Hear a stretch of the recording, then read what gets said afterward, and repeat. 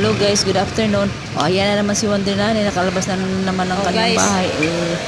Dito kami ngayon sa kalsada sa may highway ng Valenzuela lugar City. namin dito sa Valenzuela City Highway. Galing ako doon sa East West Bank, kinuha ko lang yung ATM card ko.